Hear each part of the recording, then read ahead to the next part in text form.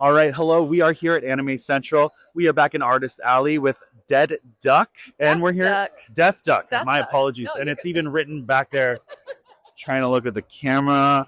And you're the artist, right? Yes, yes. All right. Can you tell us a little bit about yourself and your work? Yeah, so my name is Amber. I'm from Michigan in the Grand Rapids area.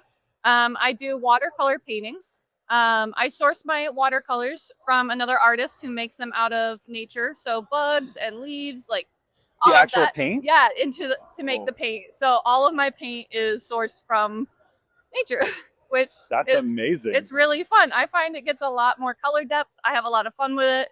And I like knowing where all my paint is, that it's safe if my cat gets into it. Which they invariably will. Yeah, no, they all want to be on top of my paintings. So. Uh-huh. Um, okay, you have a lot of animal work here. So is that inspired by the paints from nature? Is this a circle feeding on itself? What's So going on? yeah, so I actually started with Judgment and Omen. Okay. Judgment was kind of like my piece to get back into my own art because I had been doing fan art for so long. And so I kind of was doing it just for me, Uh-huh.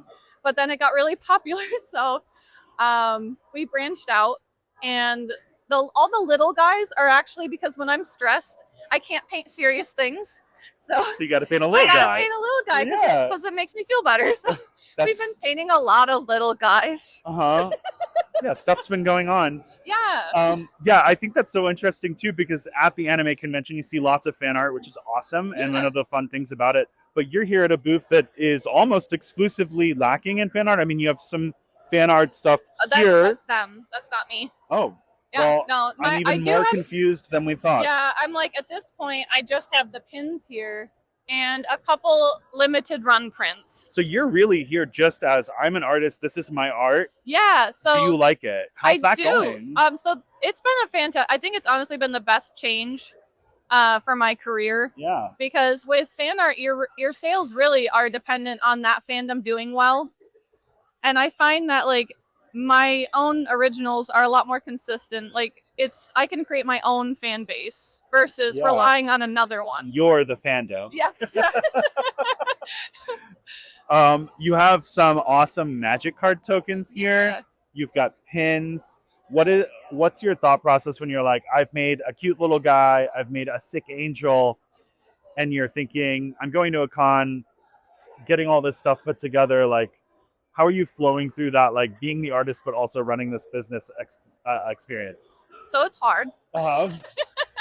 It's hard to balance because like a lot of the times I'll get carried away and I'll want to put it on everything. Yeah. And that's just not feasible. Yeah.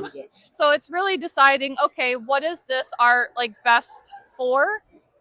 And what will it be? Like, what can I financially handle Yeah. putting it on? Yeah. So it's just a balance. The tokens are nice because I can toss just about anything on those. Yeah. And as a Magic player myself, I can sit there and have conversations about people's decks and stuff with them and take recommendations. And That's perfect. yeah, How does it feel to play Magic and be like, just real quick, I'm going to use this token that I created. You're welcome. I do feel bougie. I also wanted to ask about, we have Rootin' and Tootin' back here, which I've been Yes. obsessed with. All these little guys are so cute. I know you mentioned that you're sort of turning to little guys as like a pressure valve, Yeah. but you also, their names and the sort of connecting style evokes a connected universe or maybe a story. Is there something going on there, or are you So- just finding that? Ruin and Tootin' were actually inspired by some of my gaming friends. Okay. So they have the originals of those two because I painted them because that is their personalities. It's Rootin' and Tootin'. Okay. They are a mischievous duo that cannot be contained. Yeah. So Perfect. that was my my Christmas gift to them. Oh. So and that's where those two came from. Bounty was quite literally, I just wanted to paint a raccoon. Yeah. And I I didn't. understand that. Yeah, but I'm like, he's got to, they're little mischievous guys who get into everything. He's obviously a criminal, Yeah. but no one's going to turn him in because he's too cute, obviously. I've only had, I ask people sometimes, like, oh, would you turn him in? And I've only No. had 3 people say they would, and I'm like, I don't trust you Those immediately. people are monsters. I know. Well, awesome. If people are not able to be here, Maybe they want to buy some tokens. Maybe they have also fallen in love with Rootin' and Tootin'. If they want to get access to your work, maybe follow you on social media or purchase something from you, are there options to do that? Yeah, so I'm on Instagram and I have my own website, deathduck.com. And I'm not on a ton of platforms right now, so it's quite literally just Patreon, Instagram, and my website. I do have an Etsy, but it does not have everything on it. Okay. And is that Death Duck at all those locations? Yes, it is just Death Duck. Instagram, it is death_duck_ because Death Duck was taken. Yep. Well. Yep. Instagram, you're on notice. Awesome. This was a great interview. Thank you for giving us some of your time today. Yeah, of course. Thank you for stopping by. Yeah, this is wonderful.